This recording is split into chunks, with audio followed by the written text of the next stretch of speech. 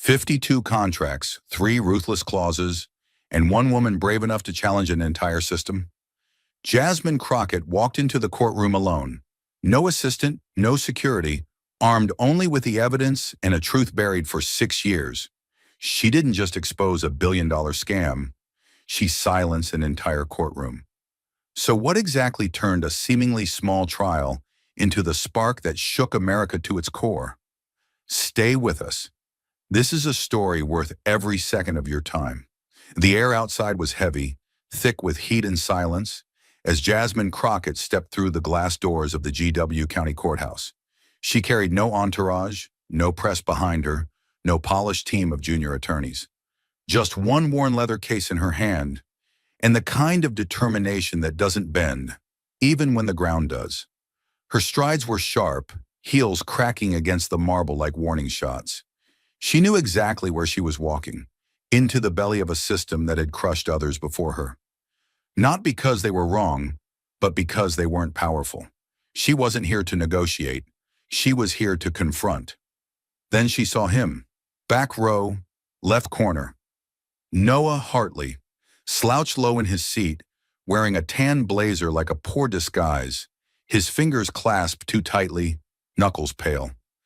The man who once risked his career to send her classified files now sat like a ghost in hiding. Their eyes met only for a second, but in that second everything was said. His stare wasn't cold, it was warning. It said, "They don't lose here, Jasmine. Be ready."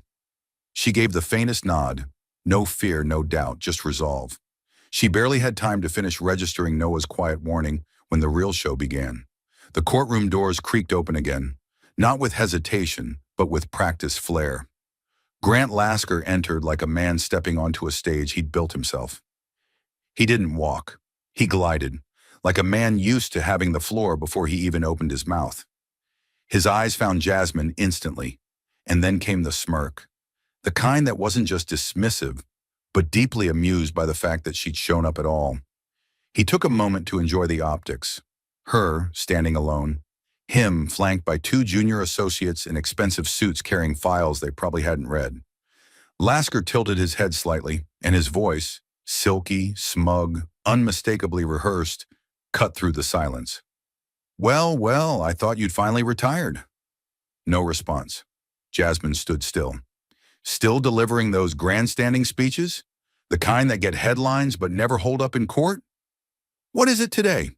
Another sob story about people who didn't read what they signed? A few soft chuckles rippled from the gallery. Nothing loud, but enough. It wasn't humor. It was ritual. They'd seen this play out before. The smooth corporate lawyer against the idealist who thought she could fight the system with integrity and a binder full of facts. "You're really going to try and tear down a multi-million-dollar contract with feelings?" Lasker said almost to himself. "Brave. Delusional. But brave." Still, Jasmine said nothing. Her silence wasn't weakness. It was strategy. She let him finish his show. The side door to the bench opened, and the courtroom shifted again, this time into silence. Judge Harold Thornwell entered with the weight of tradition behind him. Tall, lean, dressed in robes darker than the mahogany panels lining the walls. He moved with the quiet authority of a man who believed deeply in order, but not always in justice. He took his seat slowly, adjusting his robe with care. When he spoke, his voice didn't rise. It didn't need to. "Be seated." Everyone obeyed. Lasker didn't bow. He nodded, just enough to signal that respect would be offered, but not freely given. Jasmine sat, her movements precise, her expression unreadable. Then the judge's eyes found her and paused. Just for a second too long. It was subtle but unmistakable. A shift of posture, a narrowing of his gaze. The message was clear, and it wasn't about procedure. It was about expectation. "Ms. Crockett," Thornwell said, tapping a finger lightly against the folder in front of him, "I trust you understand the gravity of this proceeding." Jasmine gave a slight nod. "Good. Then I also trust you'll keep your arguments within the bounds of reason and law. This court has no interest in grandstanding or theatrics." A few people in the gallery exchanged glances. Lasker smirked again. This wasn't a warning. It was a leash, slipped on before the trial even started. We wouldn't want this to turn into a spectacle, Thornwell added, more to the room than to her. The words hung there, dry but deliberate, a warning disguised as neutrality.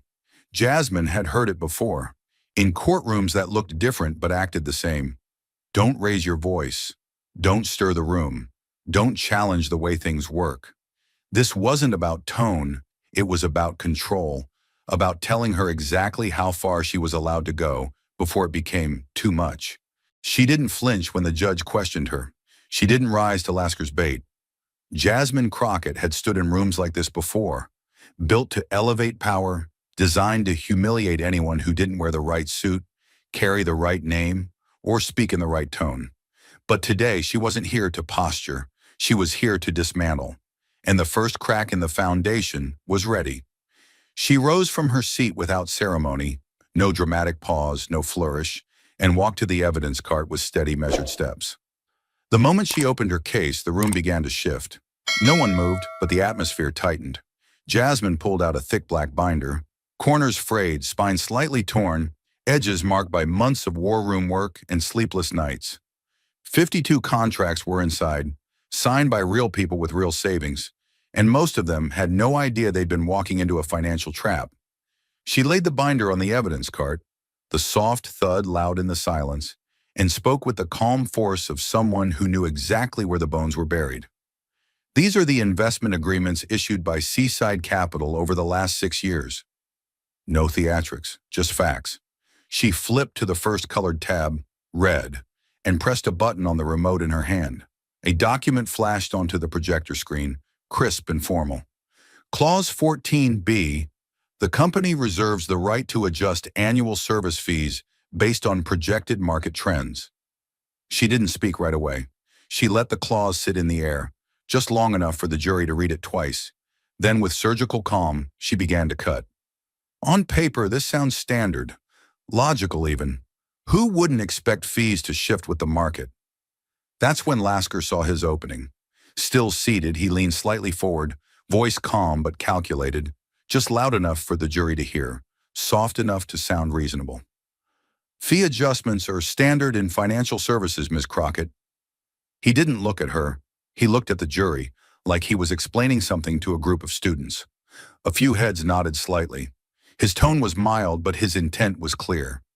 Paint Jasmine as someone stirring drama over standard procedure. But she didn't blink. If it were standard, she said, turning slowly toward him, you wouldn't have to fake the math. Then she clicked the remote again. The screen behind her shifted. Gone were the polished contract excerpts. Now the courtroom was staring at raw internal Seaside data, grainy PDFs, draft spreadsheets, emails between executives with subject lines like, build a model to match fee target. A graph appeared, bright lines rising steadily, not tied to inflation or real markets, but to arbitrary figures written weeks before any projection was finalized. Jasmine stepped aside, letting the jury see it all. This, she pointed, is Clause 14B's backbone. Homemade charts, self-made data, and emails directing analysts to make sure the numbers justify the fee hikes, not the other way around. She raised the binder in one hand and motioned toward the screen with the other. These are the trends. This is what Clause 14B is really based on. Not the economy, not inflation, not the market, just spreadsheets made in-house with no oversight. In some cases, she flipped to another page. The trend data was finalized after the fees were increased. A murmur rippled across the jury box. One man leaned forward. A woman glanced at her notes. Jasmine's tone sharpened. Not louder, just harder. In plain terms, Seaside made up their own numbers, then used those numbers to justify charging their clients more. She took another step, closer to the jury now, holding up one contract. One client was charged a 22% service fee increase in a year when the market had a 4% gain. Why? Because Seaside's internal model said so. That's it. No explanation. No appeal. Behind her, Lasker sat up straighter, jaw clenched. The smirk was gone. His pen tapped the table once, sharply, then stopped. Jasmine kept going. They built a system where they can raise your costs whenever they want, and they wrapped it in language that looks professional, Sounds legitimate, but is designed to hide the trap in plain sight. Lasker's mouth tightened. He didn't speak. His pen hovered above his legal pad, then dropped flat. His eyes flicked to the screen again, then to the judge. For the first time, his face had a wrinkle of something new. Concern. Clause 14, B had shown the trick, but Clause 22C showed the cruelty. Jasmine returned to the cart, flipped to the next tab, and held up a second binder, smaller but heavier in weight, not just in pages but in what it carried. Now we move to Clause 22C, she said. It states, clients who withdraw funds before maturity may be subject to administrative penalties. Her tone turned sharper, cold steel, without raising a decibel. This is where the real damage happens. Not in theory, not in numbers, in lives. She pulled out a folder marked Ellis J. and placed it beside the projector. James Ellis, she said, worked 27 years as a union electrician, invested $72,000 into a seaside retirement account. Then his wife was diagnosed with terminal cancer. No insurance coverage for the only treatment that gave her a chance. A slide appeared on the screen. James and his wife in a hospital room, smiling weakly. A few people in the courtroom shifted. The image wasn't dramatic. It was honest. Human. James did what any husband would do. He asked for his money back. She clicked the remote. The next slide showed the payout. A single figure. $117.43. A gasp. Someone in the gallery whispered, "What?" Jasmine didn't move. After Seaside's penalties, this is what they gave him. She stared at the jury. That's not financial policy. That's robbery, written in legalese. Grant Lasker, who had remained still until now, let out a short laugh. Dry, defensive.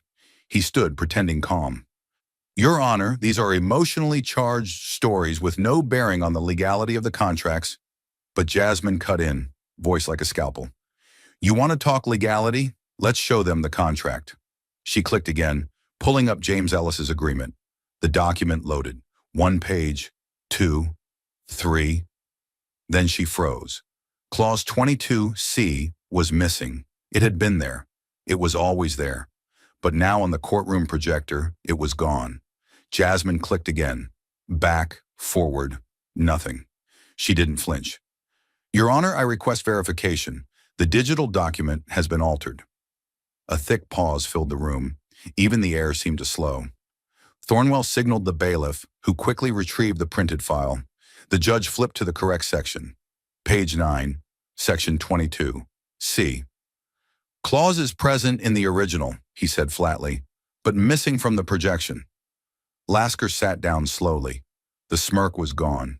He didn't speak, but his fingers gripped the edge of the table. White knuckles, a twitch in the jaw. Jasmine turned to the jury. Her voice didn't tremble. It struck like a hammer. This wasn't a glitch. This is how they operate. Write the fine print to destroy you, then make it vanish when the courtroom lights come on. She pointed to the screen, now blank where 22 degrees Celsius should be. They don't write contracts to explain. They write them to trap. They don't call it theft, but they take everything. The gallery was silent. One juror stared straight ahead, stunned. Another shook his head, visibly angry. $170 from $72,000, Jasmine repeated, and now they want to pretend the clause never existed. She locked eyes with Lasker. He looked away. There are names behind these papers, she said. Families, patients, people who trusted them. Then to the judge softly, and someone tried to erase the evidence of that pain, right here, in this courtroom. For a long moment, no one said a word. Even the judge's pen stopped moving. And in that silence, Jasmine had done what Lasker feared most. She'd made the jury care. The courtroom had already shifted. The jury was no longer watching Jasmine with curiosity. They were watching her with intent. Something had cracked, but Jasmine wasn't there to break illusions. She was there to shatter them. She returned to the binder, fingers now moving faster, her voice gaining quiet momentum like a rising wave. So far, we've seen how they invented trends to charge more. We've seen how they erased evidence from the record. She looked at the jury, eyes burning, not with rage, but with something more dangerous: clarity. Now let's follow the money. She flipped to a navy tab marked 31A. A new clause appeared on the screen.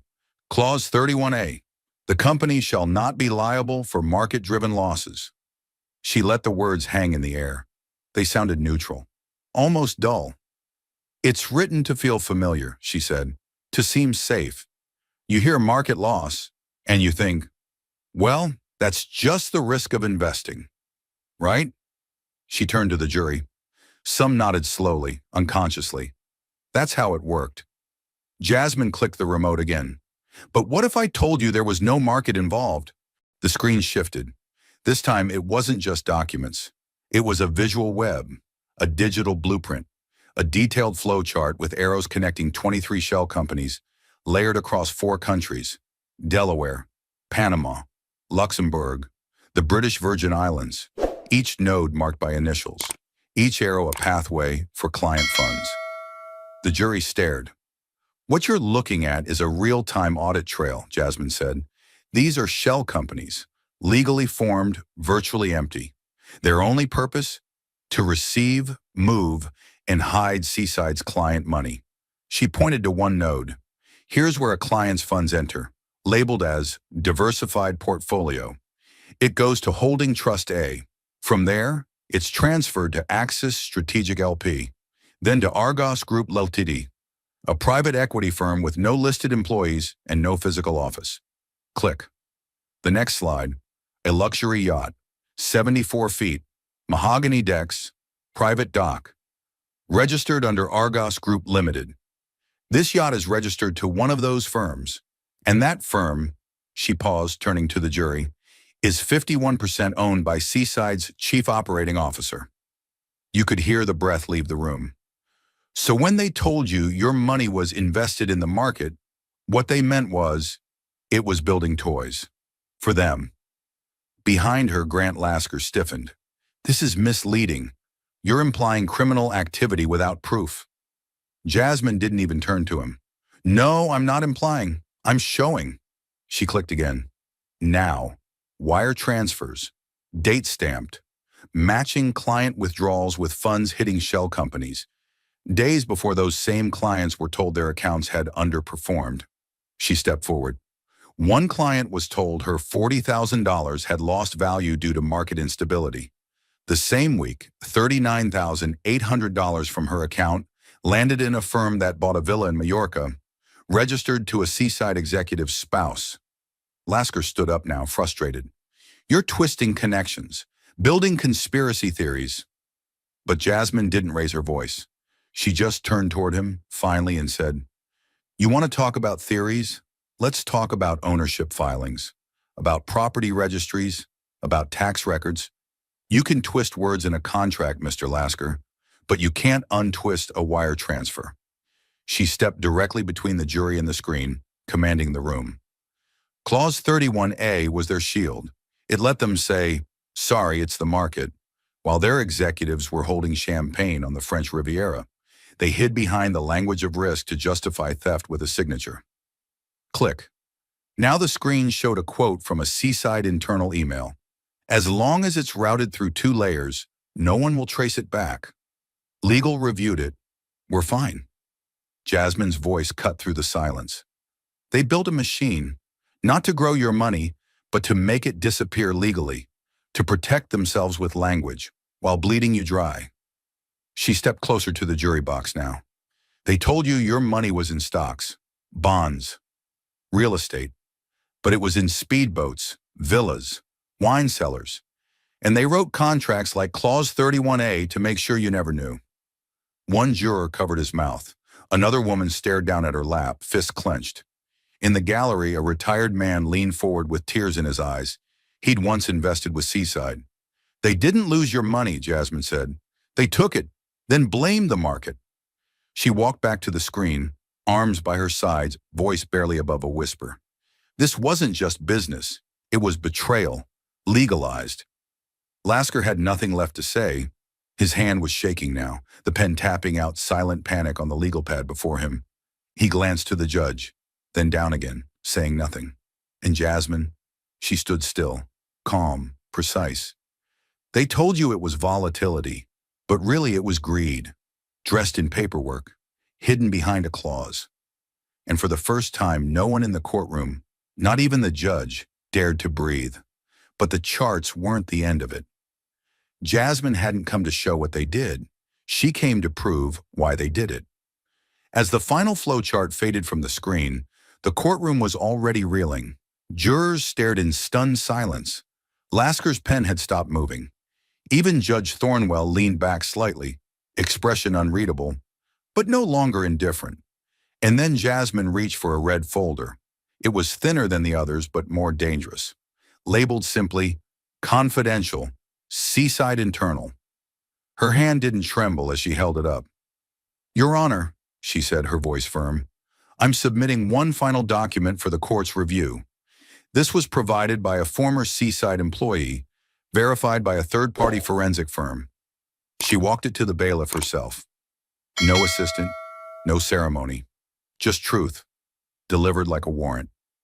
The judge opened it, read the first page, stopped. On screen, Jasmine clicked the remote.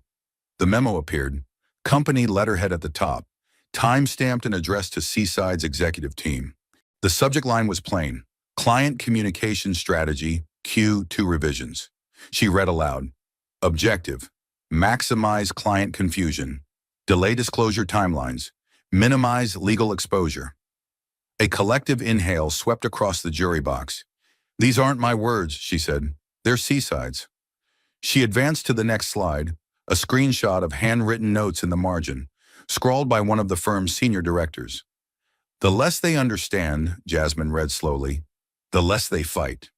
She turned away from the screen and back toward the jury, voice cutting like glass. This wasn't bad policy. It wasn't mismanagement. It was a playbook. One juror dropped his pen. A woman blinked hard, stunned. In the gallery, someone whispered, "Unbelievable." Jasmine continued, "They weren't confused. They wanted you to be. They didn't fail to explain the fees. They worked to make sure you wouldn't understand them." The courtroom was still reeling from the memo, its language sharp, its intent undeniable. Jasmine had laid bare a blueprint of manipulation, and for a moment, it felt like nothing could stop the truth from roaring through the walls of that courthouse. Until a voice broke the silence, hesitant, uneven, from the back row. "Your Honor, if I may." Heads turned. Jasmine froze mid-step. Her eyes snapped to the gallery, and there he was, Noah Hartley, the whistleblower, the man who had leaked the memo, the man who had asked for anonymity, for protection, the man who said they'd threatened him once and could do it again. Now he stood, hands wringing nervously, face pale, voice soft but shaking the foundation of the room. Some of those phrases," he said slowly, "might have been internal jokes, taken out of context, nothing ever officially implemented." The courtroom stiffened. The jury blinked. Lasker looked up with new interest. And Jasmine? She stood completely still, lips parted slightly, as if the oxygen had left the air. Her voice, when it came, was barely above a whisper, but it could have cut steel. "Noah," she said, "what are you doing?" He didn't meet her eyes. I just think it's important they understand," he stammered, gesturing weakly toward the memo on the screen. It wasn't necessarily company policy, just ideas. Not everything was serious." A low gasp from someone in the jury box. One juror leaned back like he'd just been slapped. Another crossed her arms tight, jaw clenched. The betrayal wasn't loud. It didn't need to be. It was a slow, sharp knife in the spine, delivered not by an enemy, but by a supposed ally. Jasmine stepped forward once. Her eyes locked on Noah's, willing him to look back. He didn't. "You gave me that memo. You said they were building walls of confusion on purpose. You said you were tired of watching people get ruined." Still, he looked away. And then Jasmine saw it. A woman seated 2 rows behind him. Sharp black suit, stern face. Someone who hadn't been there earlier. She gave Noah the faintest nod, and Jasmine understood. They got to him. He had flipped, in front of everyone. And the weight of that betrayal didn't just fall on her. It fell on every person who had trusted her to speak for them. But Jasmine didn't step back. She didn't fold. She turned slowly to the jury, her voice steady, sharp, unshaken. Whether or not Mr. Hartley chooses to remember his own words today, we have the time-stamped document. We have metadata. We have third-party verification of authorship, server location, and chain of custody. Her tone grew colder, measured, legal steel. Feelings can change, facts do not. And with that, the room snapped back into her gravity. Even with a knife in her back, Jasmine Crockett was still standing, still fighting, still winning. She didn't glare at Noah. She didn't even acknowledge Lasker's subtle smirk returning like a bruise beneath the surface. She turned to the judge with poise so deliberate it felt like a slow-motion reset of gravity. "Your Honor," she said calmly, "I'd like to submit into evidence Exhibit 47, a verified forensic report of the internal Seaside memo in question." The bailiff moved toward her, but Jasmine didn't flinch, didn't wait. She had already retrieved the sealed folder, a slim, plastic-sleeved document marked with 3 words in red: timestamp, server, sender. She handed it over with the precision of someone presenting a weapon. This memo wasn't scribbled on a sticky note in a moment of frustration. It was drafted, revised, circulated, and digitally recorded on Seaside's own secure network. She turned and clicked the remote. The projector lit up with the first page of the digital forensics report. It was clinical, stark, precise, not dramatic, just undeniable. The metadata appeared line by line on the screen. Document title: Client Communication Strategy, Q2 created by noah.hartley@seasidecorp.com. Server path SCN- file 01 /internal /memos / confidential time created 4:43 a.m. EST date 3 weeks before this hearing. File hash SHA 256. Verified transmission logs. Verified by Digital Trace Forensics. Jasmine stepped back just enough for the jury to see her face beside the screen. This document has been authenticated by a third-party digital forensic firm, not an intern, not a friend of mine, a licensed, court-recognized digital tracing team with no stake in this trial. She turned to the jurors. Every email leaves a signature. Every file leaves a fingerprint. And this one, she gestured to the screen, it's not just signed, it's sealed by the system itself. The judge leaned forward now. Even Lasker had gone silent. "When Mr. Hartley gave me this memo," Jasmine continued, her voice razor-sharp but unwavering, "he didn't just hand over words, he handed over intent." She clicked again. The next slide appeared, a log of the memo's version history. 7 versions were saved over 4 days. The final one was emailed internally to 11 Seaside executives. The distribution list was extracted from the header. The hash matches across devices. There is no question where this came from, no question who created it, and no question what it meant. She let that hang, long enough for the gravity to settle. Then she walked toward the center of the courtroom, slow and steady.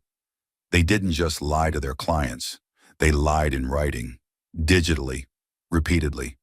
She paused, her next words lower, harder. "And now they want you to believe it was all just a misunderstanding, a joke, something taken out of context." She walked closer to the jury box, eyes locking with one juror after the next. "But code doesn't make jokes. Servers don't laugh. Metadata doesn't have a sense of humor." Click. The final slide appeared. The full memo overlaid with notes from the digital trace audit. At the bottom, a highlighted line, handwritten, circled twice. Confuse, delay, deny, repeat. The jury's reaction was visceral. One woman covered her mouth. A man leaned forward with his hands clasped tight, knuckles white. Another sat back, stone-faced, his jaw ticking. Jasmine's voice cut through the thick silence. "That wasn't sarcasm. That was strategy." Lasker looked like he wanted to object, but didn't. He knew better now. The judge hadn't looked at him once. Jasmine took one last step toward the screen, then turned back to the courtroom and delivered the final blow. "Intent leaves a trail." and trails don't lie. No one breathed. She wasn't just presenting evidence anymore. She was cutting through decades of legal deception with the precision of a scalpel and the weight of a sledgehammer, and there was nothing left for them to hide behind. For a moment, time seemed to fracture inside that courtroom. The hum of the projector had gone silent. The rustle of papers, the shuffle of feet, even the breath of the audience, all stilled. The air itself felt like it was holding a verdict. And in that silence, Jasmine Crockett stood motionless, not as a performer soaking in applause, but as a woman who had dragged the truth across a battlefield of lies and dared the system to look at it. Judge Thornwell sat still for a long moment. No expression, no motion, just his eyes scanning the final page of the forensic report Jasmine had laid bare for all to see. The weight of years, of privilege, of protection, of institutional blindness, rested across his shoulders like a robe too heavy to bear. He closed the folder slowly, leaned forward, folded his hands, and with a voice stripped of performance, he spoke, not like a man delivering lines, but like a man who had finally stopped lying to himself. "This court acknowledges the authenticity of the memo," he said, his voice dry but resolute. "The accompanying digital forensics report has been verified to this court's satisfaction. The motion to dismiss is formally denied." The words dropped like an iron door slamming shut. The courtroom didn't erupt. It didn't cheer. It simply changed. Judge Thornwell's ruling still hovered in the air like smoke after a battlefield cannon.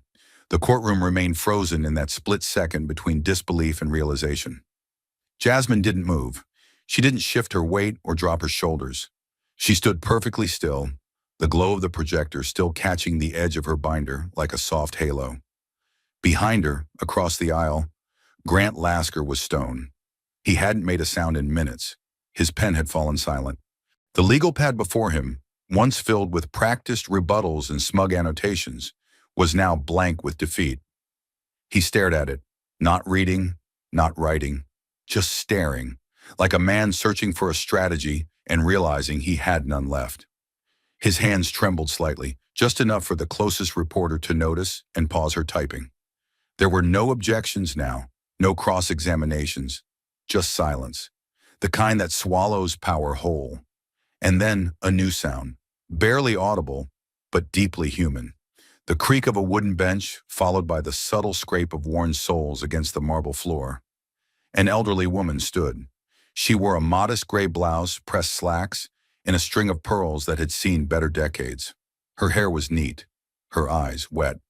Her name was Marlene Dwyer, a retired public school teacher. Seaside Capital had emptied her pension after promising low-risk diversification. She had once sold her piano to afford groceries, and now at the back of courtroom 3B she stood, hand pressed over her heart, lips trembling with something too large for language. Next to her, a man rose, a Vietnam veteran, clean-shaven, jaw clenched. His name was Robert Mallory. He had invested everything after his second heart surgery, told it was protected capital. When the market shifted, Seaside blamed global volatility, but Jasmine had just shown otherwise, and Robert too stood, not in protest, not in anger, in recognition. And then another, and another. A factory worker who had driven 2 hours to be here. A young woman whose father had lost his life savings before losing his will to fight. A nurse who had taken extra shifts to cover the penalties Seaside charged her for early withdrawal. No one applauded, no one chanted. This wasn't a rally. This was something far more sacred. They stood with their hands before them, some pressed to chests, others clasped tightly together, because something had shifted in the walls of that courtroom. Jasmine hadn't just won a ruling. She had cracked open the air, and in that opening, their dignity stepped forward for the first time in years. A few reporters, trained to spot moments worth headlines, lowered their cameras. One whispered, "Let them have it." The other simply nodded. A murmur moved like a breeze through the room. Not words, not noise, just breath. The kind of shared exhale that happens when people finally feel seen. And Jasmine, she didn't turn around. She didn't have to. She felt it. The presence behind her was no longer the silence of forgotten victims. It was the weight of people standing tall again. For years, they had been pushed aside by fine print, brushed off by customer service scripts, and told their stories didn't matter because the contract said otherwise. But now they had risen, and they hadn't needed permission to do it. They were reclaiming the space that had been taken from them, not through shouts, but by standing. And in that courtroom, their silence was louder than any verdict. Jasmine finally let out a slow breath, not of exhaustion, but of resolve. The kind of breath you take after holding it for far too long. She was no longer just a lawyer with documents. She was a voice for the voiceless. And now the voiceless were answering back, with presence. Justice didn't slam a gavel that day. It rose, row by row. The courthouse doors swung open with a heavy groan, like an old structure exhaling after decades of silence. Jasmine Crockett stepped out, framed by stone columns now etched in the memory of everyone who had watched what happened inside. Her steps were steady, deliberate, not performative. Her heels clicked against the granite like punctuation marks after a truth no longer buried. The crowd had already gathered. They had been waiting. Word had spread like wildfire through digital veins. Something had shifted in courtroom 3B. Reporters lined the marble steps 5 deep, shoulder to shoulder, press badges flashing, lenses refocusing like scopes. Cameramen clung to shoulder rigs, their red lights blinking. The swarm moved as one, yet with the hunger of many. The questions flew before she'd even reached the microphones. Ms. Crockett, how long have you had this evidence? Will Seaside's executives be prosecuted individually? Was Noah Hartley coerced into reversing his testimony? Is this the beginning of a federal investigation? Do you plan to take this national? The air buzzed. Microphones shoved toward her like spears. Everyone wanted a headline, a quote, a crack in her armor. But Jasmine didn't blink. She didn't adjust the buttons on her suit. She didn't even touch the mic. She waited until the sounds swelled to the edge of chaos. And then, without raising her voice, without so much as a hand gesture, she spoke. Today we made the system stop and listen. 7 words, but they hit like a hammer on glass. The crowd didn't cheer. They didn't move. For the first time all day, they simply went quiet. Because that wasn't a soundbite. It was a verdict. Behind her, the victims stepped out of the courthouse one by one. Not as plaintiffs, not as statistics, but as people who had been wronged and finally, visibly, unequivocally acknowledged. The retired teacher placed a hand on the courthouse rail, pausing to absorb the moment. The veteran from the 3rd row walked forward with eyes that no longer held shame. A single mom whose account had been gutted for early withdrawal penalties clutched her daughter's hand just a little tighter. They stood behind Jasmine, not for protection, but because she had stood for them. The reporters, always hungry, felt it too. One camera woman slowly lowered her rig. A young journalist in the back checked her recorder, not to ensure it captured the sound, but to make sure it captured the silence afterward, because that's what hit hardest. Jasmine didn't offer a second sentence. She didn't walk down the steps like a hero descending to applause. She simply nodded once to the crowd, then turned, not toward the flashing lights, but toward the rows of people behind her who had once been invisible. She walked beside them, not in front of them. A woman to her left whispered, "Thank you." Jasmine only replied, "We're not done." The marble beneath their feet reflected the sunlight and the moment. This wasn't closure, it was ignition. And from the edge of the sidewalk, a little boy, no older than 10, watched as the line of adults moved past him. His mother bent low to whisper something, but the boy just asked, "Mom, was that the woman who told the truth?" She nodded. Yes, and they heard her. The crowd had begun to thin. Reporters peeled off in pairs, chasing new leads, while court staff filtered back inside, their energy fading like echoes after a storm. But on the edge of the steps, a man remained, alone, unmoving. His name was Henry Lawson, 82 years old, retired union welder from Pittsburgh, Vietnam vet, twice widowed, once cheated out of the retirement he built with his bare hands. For decades, he had watched courtrooms from a distance, on TV, in newspapers, from the sidelines of America. Not once had he imagined he'd stand here in person, much less feel like something in that building. had finally turned around to face him. He stood with his hands clasped loosely behind his back, holding a crumpled beige cap that looked older than some of the reporters and now packing up their gear. His spine was bent with time, but his eyes, bloodshot heavy, were wide open, staring up at the courthouse's towering columns like they might speak. He didn't say much, but when he finally did, his voice sounded like gravel in memory. "For the first time," he murmured, eyes never leaving the stone, "I saw justice not turn its back." No one heard it at first. Not really. It wasn't said for a camera or a quote, or even for Jasmine. It was said the way you might speak to a ghost, or to the 25-year-old version of yourself still trapped in the past. The version who walked into a bank, signed the wrong form, and lost everything when no one was watching. Next to him, a young man in a bomber jacket shifted closer. His grandson, Jacob. He'd skipped work that day, insisted on coming. He didn't say anything now. He just watched his grandfather's face. Henry kept staring at the building. His chest rose slowly, uneven with age, but steady with something else. Recognition. This wasn't just about contracts or fees. It wasn't about who said what in a memo or when a server logged an IP address. It was about all the years men like him sat on hold, listened to corporate apologies, filled out forms that led nowhere, and watched polite letters from their lawyers disappear into systems that weren't built for people like them. And now someone had cracked that system open with nothing but truth and stood still long enough to be heard. "You remember things when you're my age," he said suddenly, almost startling Jacob. "Not all of them good, but this, I'll remember this." His eyes welled up again, not from pain this time, but from release, from finally seeing a courtroom where someone like him wasn't a statistic, where silence wasn't the final word. He exhaled long, like letting go of something he'd carried for years. The flags above the courthouse flapped gently. The sun caught the stone just right, and Henry, who'd seen too many winters, felt something bloom in his chest he hadn't known he still had. The feeling of being counted.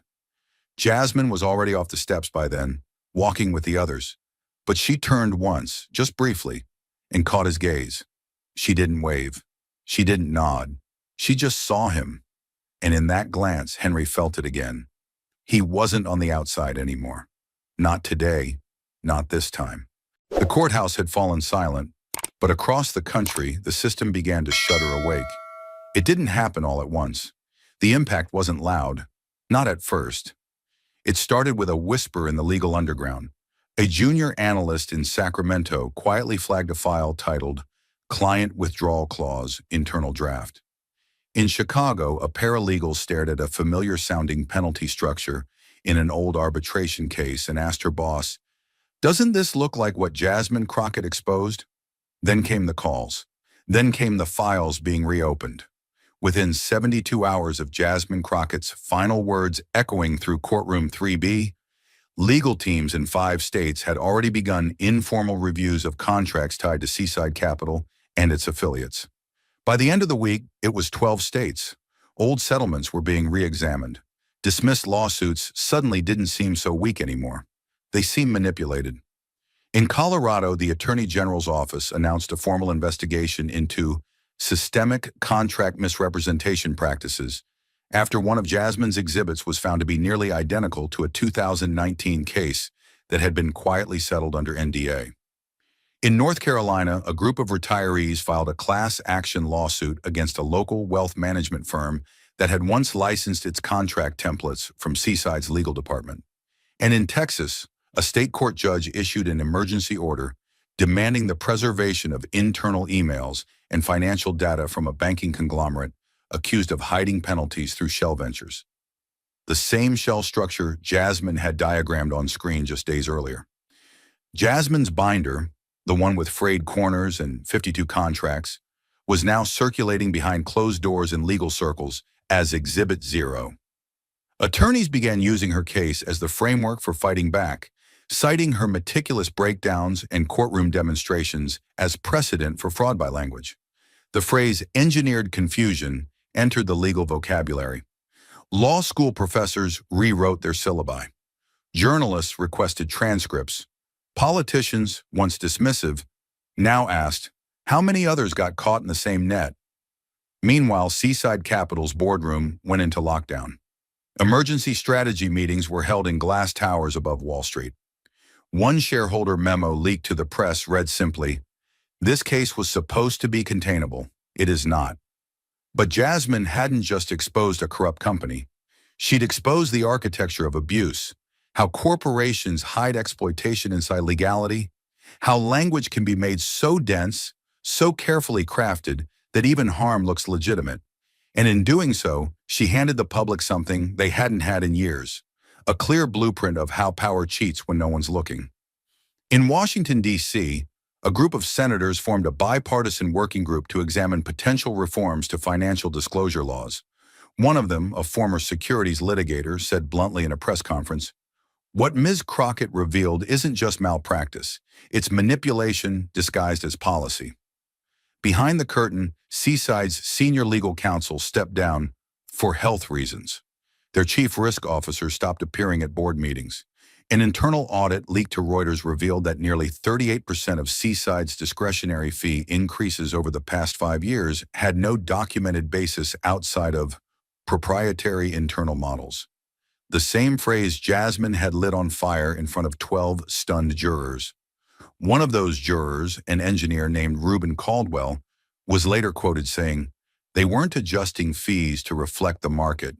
They were adjusting the market to justify their fees." And that right there was the moment the system snapped.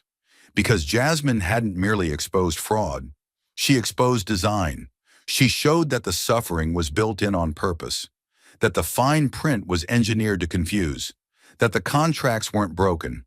They were working exactly as intended, just not for the people who signed them. And once the country saw that, they couldn't unsee it. But the courtroom was just the beginning. The impact didn't end with one verdict, it multiplied. Within days, civil litigation firms across the country began citing Jasmine Crockett's case in their motions. Her courtroom transcripts became ammunition, a legal Rosetta Stone for decoding intentionally confusing contracts. What had once been dismissed as client error or insufficient documentation was now being reconsidered under a new legal lens. Deliberate obfuscation. In Minneapolis, a lawyer representing a group of teachers filed a motion to reopen discovery using Jasmine's testimony as direct precedent. In Atlanta, a judge who had once tossed a similar case without hearing it now demanded a full evidentiary review. Jasmine's strategy had rewritten the rules, and then the ripple hit Washington. Under mounting public pressure and a string of media exposés linking Seaside's schemes to a dozen other firms, Congress launched an internal inquiry. What began as a quiet committee review erupted into nationally televised hearings. A Republican senator from Utah and a Democrat from Maryland, once political adversaries, sat side by side holding a redacted internal memo Jasmine had introduced in court. Their eyes told the whole story. This wasn't politics anymore. It was accountability. "This memo," one of them said during the opening session, "was never supposed to be seen outside the boardroom, but now it belongs to the American people." Suddenly, financial regulation wasn't a background issue. It was front-page news. The House Subcommittee on Financial Integrity voted unanimously to conduct a full audit of contract enforcement practices at major investment firms. The language Jasmine had exposed, phrases like internal discretion, dynamic fee modeling, and subject to proprietary benchmarks, became red flags. Lawmakers began circulating draft legislation to ban contract clauses that allowed companies to both define and enforce their own market trends. And behind the closed doors of Seaside Capital, panic spread like fire. By week's end, 3 high-ranking executives, 2 vice presidents, and the chief operating officer were subpoenaed for federal testimony. Their offshore assets were frozen by court order. A Delaware judge issued an emergency injunction preventing Seaside from deleting internal communications flagged in Jasmine's forensic report. The message was unmistakable. For the first time in years, the system was punching back. But it wasn't doing so from the top down. It was doing it because one woman refused to sit down when the rules were stacked against her. And then the letters started coming. At first, it was 1 or 2, neatly typed, politely worded. "Dear Ms. Crockett, I watched your testimony. I believe my bank used the same kind of clause. Then came the emails. Dozens, hundreds. People from small towns, forgotten cities, quiet suburbs, all writing to say, I think what happened to me might not be my fault. In Missouri, a retired postal worker sent a scanned document with shaky handwriting in the margins. They said it was a fee for market fluctuation. Now I see it was something else. A school nurse in Nevada wrote, they told me I should have read the fine print better. But after watching you, I realized maybe they designed it so I wouldn't. By the end of the month, Jasmine's office had to assign 3 full-time staffers just to sort through the flood of correspondence. They came by mail, by fax, in crumpled envelopes with no return address. Some were heartbreaking, others were furious, but all of them shared the same pulse: relief. Relief that someone had finally named the thing they'd felt for years but couldn't describe: the shame of being swindled, and the silence that followed. One message stood out more than most. It was handwritten, no punctuation, from a widower in West Virginia who had lost his retirement savings. I thought I was stupid. Watching you in court made me realize I was just too trusting. You made me feel like that's not a crime. Jasmine read it twice. Then she sat back, her eyes fixed on the wall, not in pride but in grief, because she understood the cost of that silence, the way people blame themselves for being misled, the way systems are designed not only to steal, but to convince you it was your fault for letting them. And now, for the first time in years, people were speaking up. They weren't asking for favors. They were demanding investigations, requesting audits, sending copies of contracts to regulators, local reporters, financial advisors, anyone who would listen. They were organizing Facebook groups and church meetups to talk about the dangers of customized investment clauses. People who had never stepped into a courtroom were quoting Jasmine Crockett word for word. They didn't build contracts, they built cages. What started in one courtroom had become a nationwide awakening. The walls weren't just cracking anymore. They were falling. But it didn't stop at letters. It swelled. The courthouse may have set the stage, but the real verdict came from living rooms, kitchen tables, and front porches across the country. Jasmine Crockett's case cracked open something deeper than fraud. It touched something that had been festering for years: the belief that ordinary people had no voice. And when she stood, they stood. When she spoke, they remembered how to speak for themselves. In just 2 weeks, her office received more than 400 handwritten letters. They came from elementary school teachers in Indiana, night shift nurses in Baltimore, crosstown bus drivers in Oakland.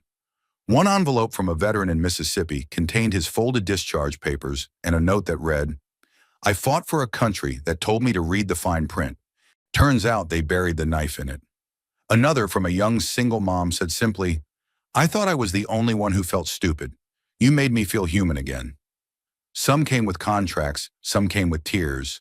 One came with nothing at all, just the words, "Thank you for not flinching," when they tried to scare you. And in every voice, one theme rang louder than ever before. They were done being quiet. People who once blamed themselves began to question the system. People who had never filed a complaint in their lives were now calling their attorneys general. Citizens who had never spoken at a town hall were organizing local forums. They didn't need a title or a degree or a podium. They had the truth, and the truth was contagious. Because what Jasmine had done wasn't just legal, it was spiritual. She didn't just pull back the curtain, she handed the curtain to the people and said, "Tear it down yourselves." And they did. Justice didn't stay inside courtroom walls. It spilled into conversations, into small towns, into late-night discussions between spouses who wondered if their retirement savings had been gamed, into pastors' sermons, into barbershops. It became a fire too big to smother, because justice isn't just about law, it's about dignity. And when someone reminds you that you deserve it, you don't forget. And so, while the nation buzzed with headlines and congressional hearings, Jasmine Crockett chose a different battlefield. Not the Capitol, not a courtroom, but a rundown community center in the forgotten grid of East Cleveland. There were no polished floors or robed judges here, just old linoleum tile, the faint hum of fluorescent lights, and a half-broken clock on the back wall that blinked the wrong time. The folding chairs weren't arranged in rows of authority. They were clustered in circles of trust. It smelled of instant coffee and old paperbacks. And yet, it felt like something sacred was about to begin. Jasmine arrived early, no entourage, no suit jacket, just a black turtleneck, rolled sleeves, and a stack of battered manila folders clutched against her side like evidence she couldn't let go. She paused at the door for a moment, taking in the space, the faces, the way people shifted in their chairs when they saw her. Not out of reverence, but out of disbelief, because they had never expected her to come here, and she knew that. The room was filled with the kinds of people who never got invited to financial literacy seminars. Warehouse workers, bus drivers, single mothers, pensioners who had once trusted too easily and paid for it. One woman held her mortgage file in a worn grocery bag. A man near the window had printed out his IRA statements and underlined every line he didn't understand.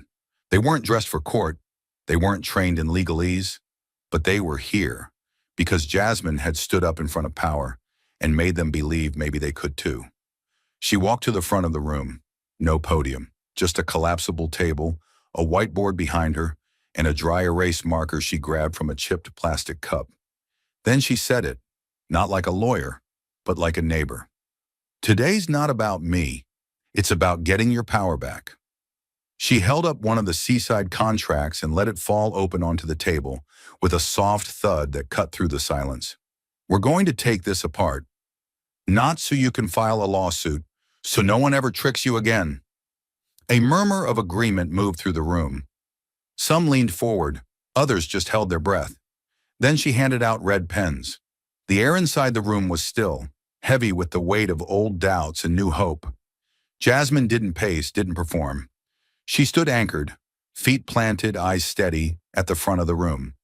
In her hand, held high, was the very same seaside capital contract that had once gutted the savings of hundreds, including some sitting right in front of her. The paper was bent at the edges, worn from courtroom battle, but now it looked more like a weapon than a document. "This is the exact contract we exposed in court," she said, her voice calm but hard as steel. "But we're not here to listen to me explain it. We're going to read it, line by line, together." The room held its breath as she reached into a small cardboard box beside her and began walking down the aisles. One by one, she handed out red pens. Simple, plastic, $1 red pens that suddenly felt heavier than any gavel. An older man looked at his pen like it was something sacred. A young woman in scrubs held hers in the air like a badge. A teenager whispered to his grandmother, "We're really doing this?" Jasmine returned to the front, picked up her own pen, and clicked it open. "Clause 14B, she said. "Let's circle it." There was a pause, a sound of paper rustling, pens uncapping, minds awakening. "Now," she continued, "this clause says, the company reserves the right to adjust annual service fees based on projected market trends." She looked up. "We're going to break this down.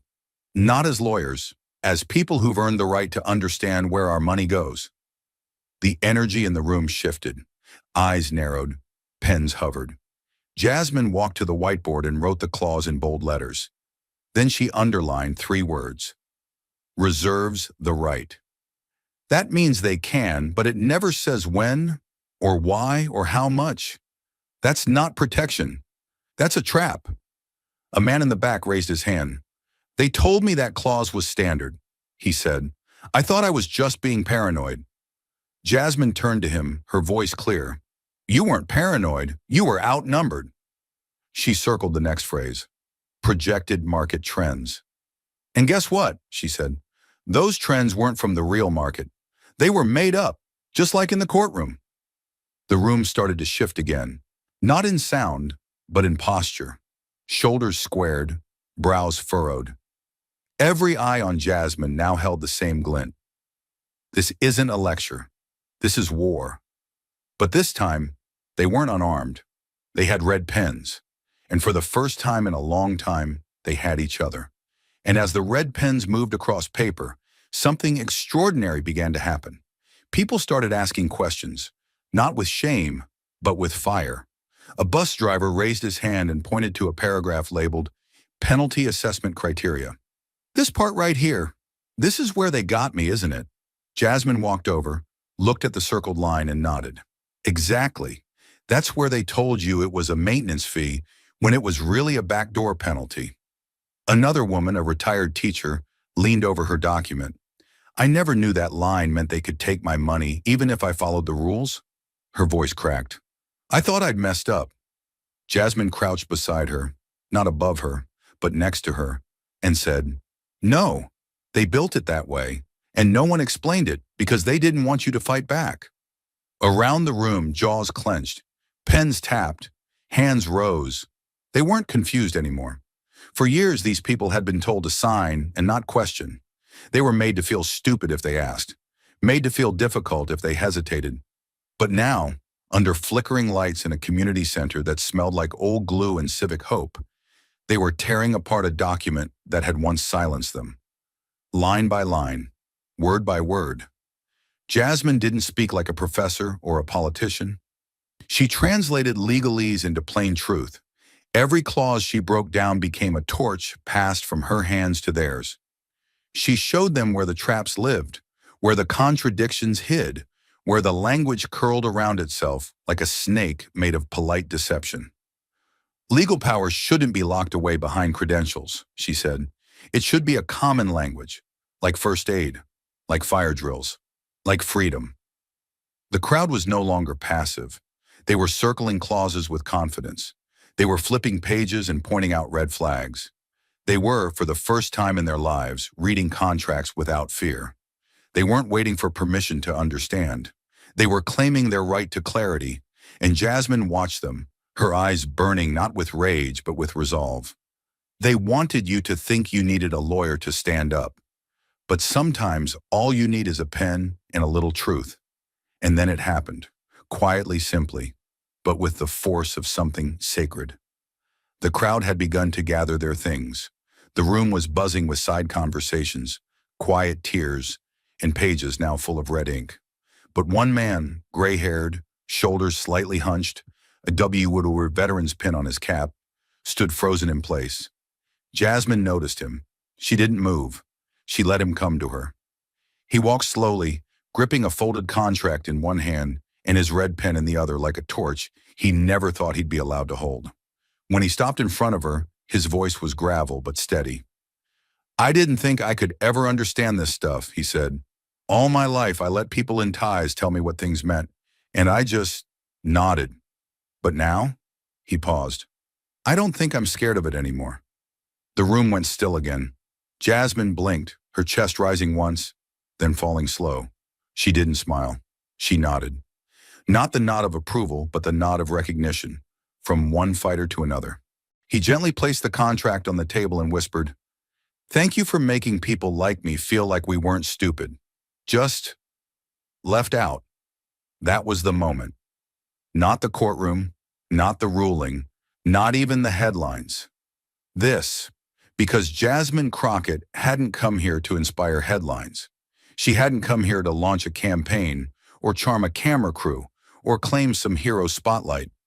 She had come with a binder, a red pen, and a truth too long hidden.